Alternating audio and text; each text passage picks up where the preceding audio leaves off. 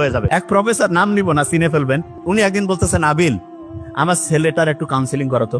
আমি বললাম, স্যার আপনি তো অনেক লক্ষ লক্ষ মানুষের কাউন্সিলিং করছেন, কয় আমার বেটা আমার কথা শুনে না। কেন?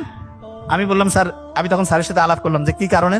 বলতেছে সে সবাই এসে স্যারকে বলে, দেখেন ইন্টারেস্টিং খুব জিনিসটা, এটা কিন্তু শিখতে হবে, খুব ইন্টারেস্টিং জিনিস।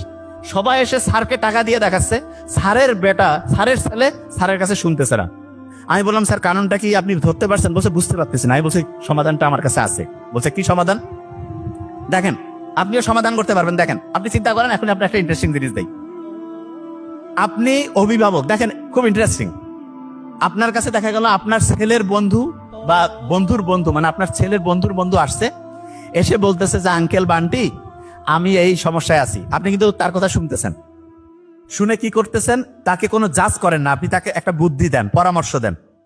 আবার ওই আপনি যখন আপনার নিজের ছেলে মেয়ে এসে বলে আমার এই সমস্যা, হ্যাঁ তুই আমার বেটাই হয় এরকম করছিস, আমার বেটি হয়, তোর খেয়া ফেলাবো আজ, এই যে জাজমেন্টাল হই, তখন দেখা যায় ছেলে মেয়ে নিজেকে নিজের বাবা মার কাছে সবকিছু বলতে চায় না।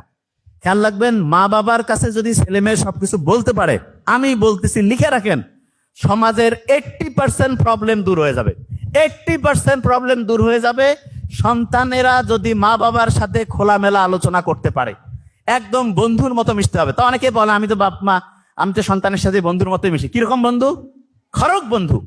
দেখা যায় সন্তানের ভালো হইলে আসি, যে কোনো খারাপ কিছু হইলে, এই তুই এটা করছিস, এত বড় ভুল করছিস, তোর শেষ। তোর আব্বা আসুক, তোর আম্মা আসুক, মানে আব্বা আম্মাকে বলতেছে, আম্মা আব্বাকে বলতেছে, একটা গ্যাঞ্জাম লাগাই দিল। নো, এইটা করবেন না।